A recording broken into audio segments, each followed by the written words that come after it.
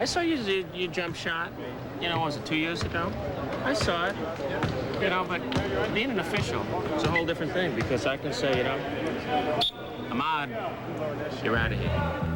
Now on NBA Inside Stuff, John Sally and the Miami Heat bring the holiday spirit to Guantanamo Bay, Cuba. Hey! Grant Hill recruits a new center for the Pistons. That's a big boy right there. And check out the NBA's newest referee. It's Billy Crystal. Ahmad, you couldn't do this because you wouldn't be in the same shape I'm in. Check this out. They got a score here. Now up the hill. Oh, boy! I didn't know that bowling was so easy, man. Damn. Oh, Elijah. Rewind. Get him off the block. Place the defense. Push him. It's in the hole. I'm looking buff on Inside Stuff. NBA Inside Stuff. You gotta love it. I love this game. It is showtime.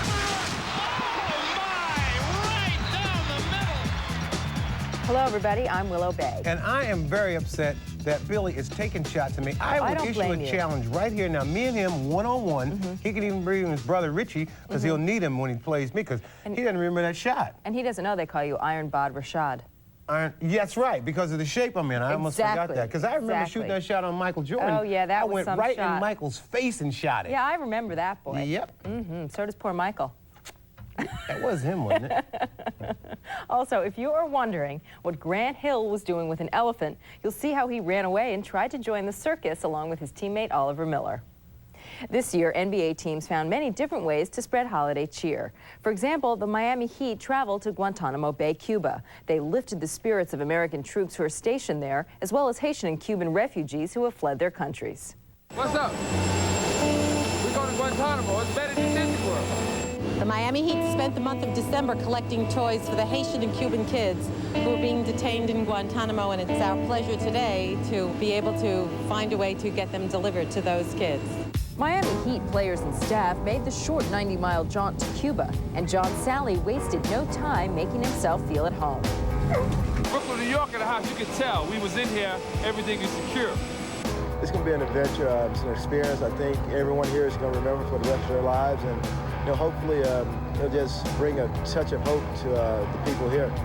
You know, you come down, we're living well. Some guys call up and complain or plumber about something not being done. And then you see the camp. I mean, they're taking turns on when they can take showers and when they can get food and sleeping on dirt. That's something. Come on, you know how to play? I think players get so much out of this. It's so rewarding and fulfilling to them that they know they're reaching out to these young people here that are living under very difficult conditions. And these kids, you just see their eyes, their faces light up. So maybe we can make their holiday season a little brighter for them. I think that it is good for the children. They will feel better. So he's walking around with a New York, New York jersey on. He got a stomach like Starks. Y'all realize why Starks is missing so many shots? You've been eating with him. No. A, anytime they can get out of the camps, it's good for them. But B, when they can meet some folks that not many folks in the United States have, I think they feel special. There are 21,000 Cuban and 4,000 Haitian refugees in Guantanamo Bay hoping to enter the United States. Thousands of other Haitians returned home after Haiti's military regime was replaced by a new government. If you were thinking of a main character for a Hollywood love story, you might not think of an NBA referee. I certainly wouldn't, but Billy Crystal did. And he'll star as the ref in a new movie called Forget Paris. It also features an all-star cast of NBA players in the role of themselves. Action, good. Here we go. Hey, Mark. It's a movie about the ongoing struggles of a marriage, and how it became associated with basketball is kind of it's hard to say. We're looking for what this guy does. I got it, I got it. Farewell, okay? Take a look. He absolutely doesn't look like an actor pretending to be a referee. He's just in with those guys, and he just seems to be that guy. Did you hear what he said? I know Chris, we're going to be in slow motion. He says... I already am. You don't have to go slow-mo. Hey, Reggie, when you play Miami, hung sunburn, let's just go play, all right? can't handle this movie stuff. I'll leave it to Arnold. But that's not to say I wouldn't do a Terminator 3 movie, though. Get out of the lane, get out of the lane. You gotta make that call down there. What call? There's no call. You gotta stop whining. Sound like my sister Ruth. Billy, describing the scene that he wanted me and him to do, he told me, he said, you remember how Wilt Chamberlain used to bend down and talk to Minnie Rudolph? That's what I want you to give me. 51! Block! One shot. I don't know what he did for his preparation, but he's got all the moves down. He's got the blocking. 1-5. Block. Watch it, Dave. Watch it, Dave. Get your hands off him. Get the hands down. To prepare for the role, Billy spent time hanging out with refs and blowing his whistle, and he's also watched them from his seats as a season ticket holder for the Clippers. Production on the film is now wrapped, and it's due out May 19th. Last night, one of the NBA's marquee attractions was an Eastern Conference showdown between the Knicks and the Cavs. Here's a look at that and the rest of the NBA action. At the end of the first half in Atlanta, Mookie Blaylock got the Hawks and their coach off to a fast start. Oh, no! Running two-handed. And Grant Long's slam gave Lenny Wilkens his 939th win, passing Red Auerbach. Lenny Wilkens is now the winningest coach in the history of the National Basketball Association. He has been doused by a Gatorade bucket full of confetti. In Orlando, Isaiah Ryder beat the clock with this slam. On the fly, unless he gets it to Ryder, which he does! But the Penny and Shaq attack was too much for the T-Wolves to handle. Oh, the feed to Shaquille! At the United Center, it was all Seattle as Detlef Schrempf alley-ooped to Sean Kemp to rain on the Bulls parade. In Cleveland, Chris Mills hit for a career-high 25 points. But John Stark scored all of his 23 points in the second half to lead the Knicks to their 5th straight win. And here are the rest of the scores from Friday night.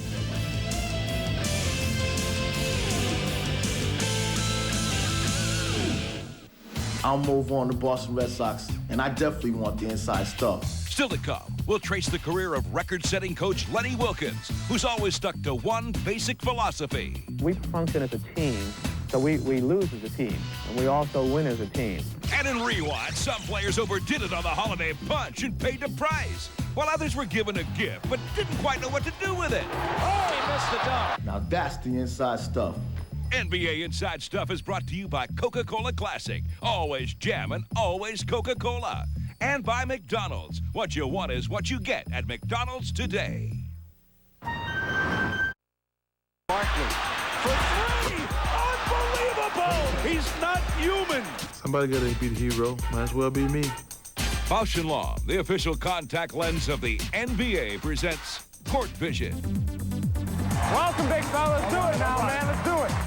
Dan Marley wins December's Bausch & Lomb Award for best ratio of assists and steals to turnovers. And he's helped the Suns achieve the best record in the West.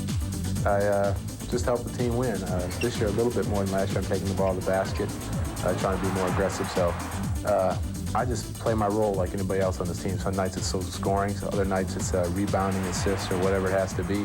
Hey, defense is where it's at now. Defense is where it's at. Don't sweat the technique. Steal Marley. There he goes. Great defense by Dan Marley. Great. You playing center now? Yeah, I've been hitting the waist hard, coach. Pump that body. Work that body. Pump that body. Work that body.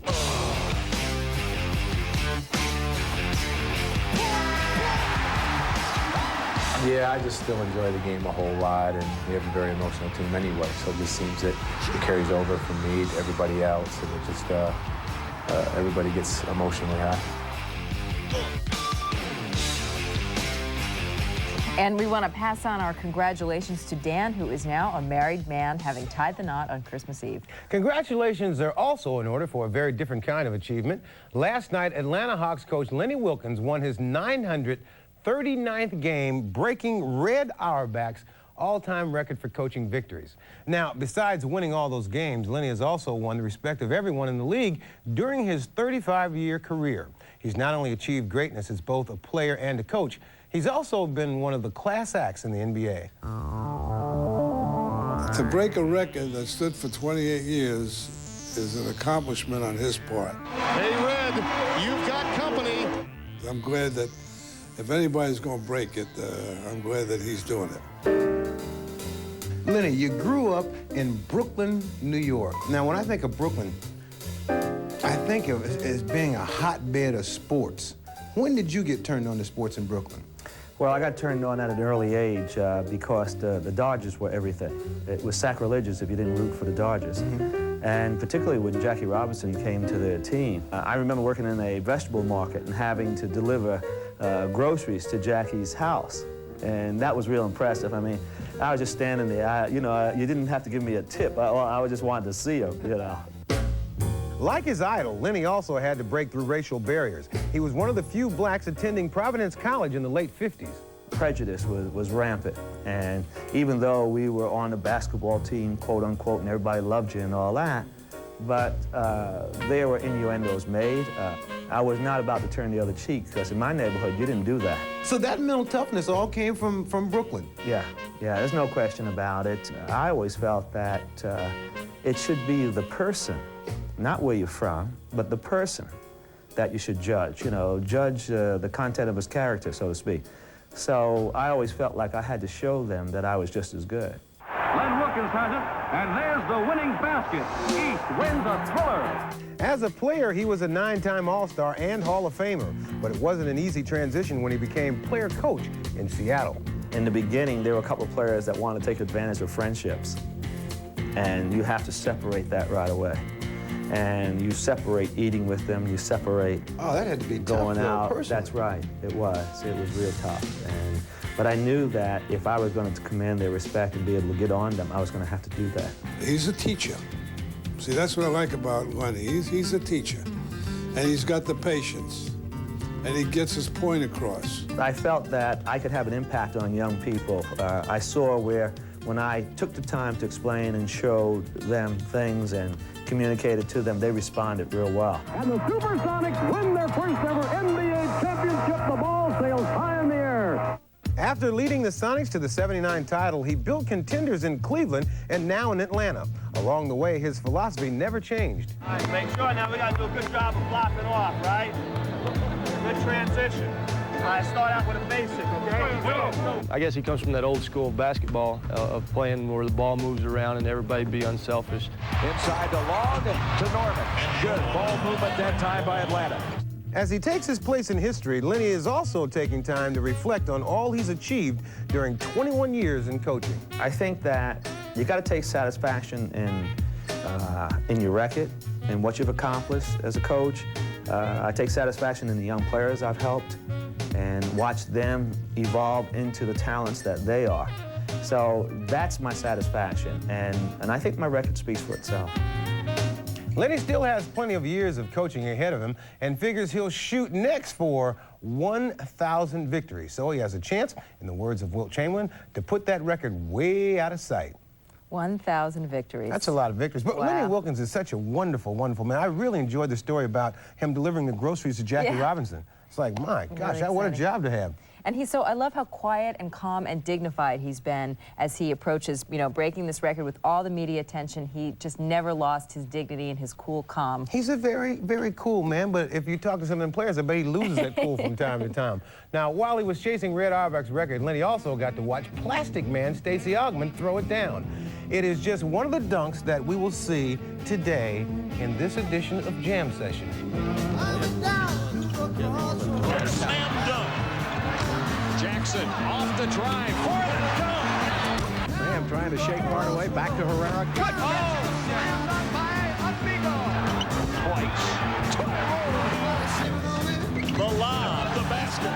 Glenn Rice tries to blow by him, and he dunks it on 40. On the sec, back to the mailman, right side.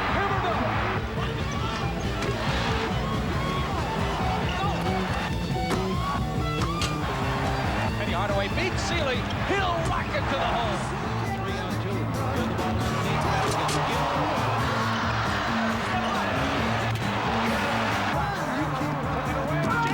Elbows up and take that. And Hardaway. He'll tell it. Clippers have the ball down by. Oh, Matt Bass, a slam dunk. Jam Session is brought to you by 94-95 Fleer Ultra Basketball Cards. Better than ever. Welcome to the Fleer Ultra Basketball Factory Tour. This year, we're putting foil stamping on both. This weekend on NBC.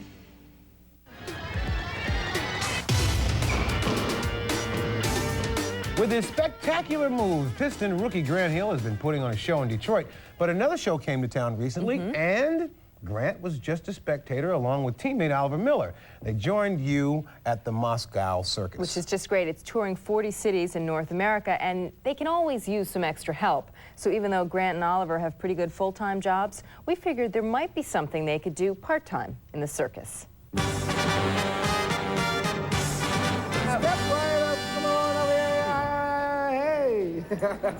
Oliver, that's very good. Welcome back, my friends, to the show that never ends. We're so glad you could attend. Come inside, come inside. Over here we got the clowns. Hey, how you doing today? Step right up, little kitties. We have over there the bears, we have the tigers.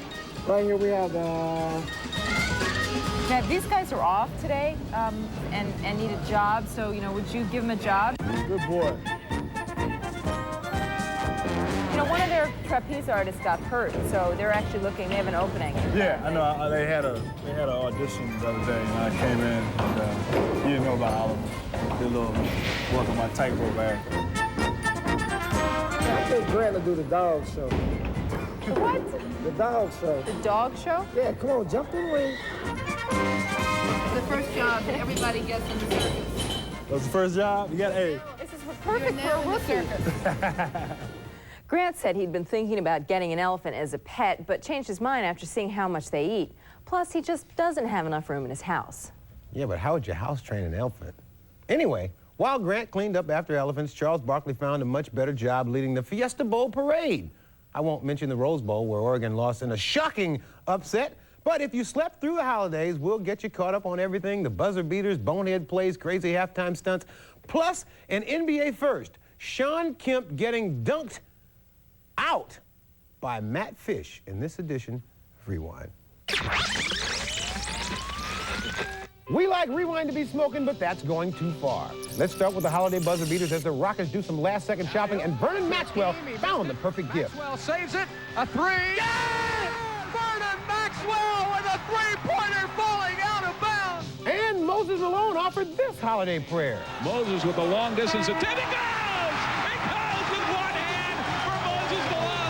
Steve Kerr, not to be outdone, gift wrapped this one for the wrong person. The Knicks, Hubert Davis. So Davis for three. Yes! Hubert Davis has tied the game. And Bill Murray continued his quest for the NBA with a new practice partner. How about if he's my teammate? I give him the no-look. The no-look alley. He's got it like that. For some holiday jamming, who would you take, Sean Slam Dunk Kemp or the Clippers' Matt Fish? Well, off the break, Gary Payton leaves. It's for Sean, who muffs the stuff. Hey! The showboat. The mustard's off the hot dog. Forget the hot dog, let's serve up some fish. Oh, Matt Fish, a slam dunk. Woo! He's doing his best to keep from laughing.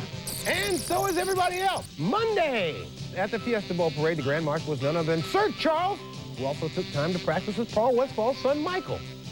Yeah, Michael had fun out there, but I had to take him out when he wouldn't take the charge from Wayman. Maybe not, but he must have done something to affect Wayman. Tuesday! If Grant Hill wants to join the circus, let him try this.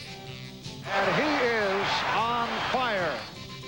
Even with the new postal rates, the mailman knows the mail must go through, so if he can't deliver, he figures he'll just drop off the package with Antoine Carr.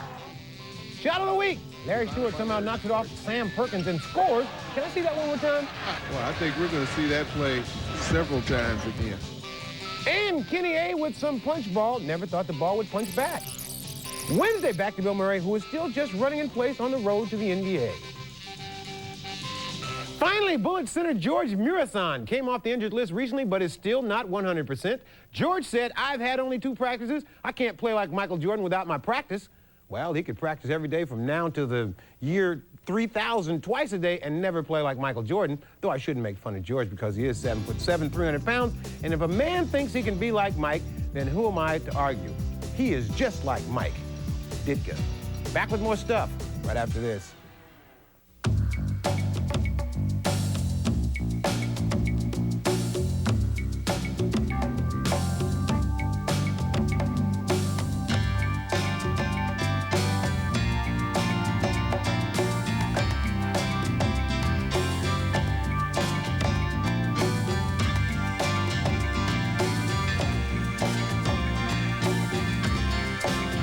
Upper Deck takes you there. Bob Cousy's free throw percentage was in 1952, or who holds the record for most offensive rebounds in one half.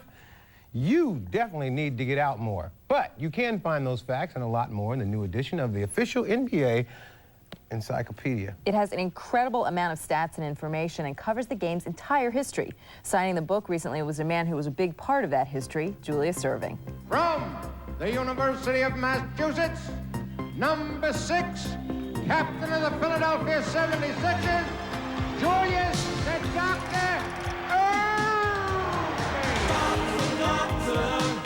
Dr. J rewrote the record books, so it was fitting that he also wrote the foreword for the official NBA Basketball Encyclopedia. Thank you so much. There you go. Take care, okay? I think it's to be used as a reference guide, give one the total historical perspective of basketball, complete with facts and figures. And the book is already getting rave reviews. I think it's a great book. It seems to have everything in basketball from beginning to end. There you go. From the streets of Long Island to the Basketball Hall of Fame, that is Julius Erving. And if you are looking for a gift for your favorite basketball fan, why not try the official NBA Basketball Encyclopedia foreword written by Dr. J. Welcome to Live at 5. Now you're out selling encyclopedias. You have nothing else to do with your time? I'm not hocking encyclopedias now. This is more like a Bible, though. They just couldn't put Basketball Bible on the cover. I think having it available will enable people to, settle some arguments because it's very, very accurate. It can end a lot of debates. Okay, so I still haven't figured out what Bob Cousy's free throw percentage was for the season, although he's not among the league leaders for that season. But you know what? He did lead the league in assists in the 1952-53 season. Yeah, he led it in a lot of seasons. The assists, that was his thing. Did you also know he led the league in dunks one year, too? No. 43 dunks. 43 dunks? What year? Oh, I'll find it a little later. That's our show for today. Next week on Inside Stuff, right on page...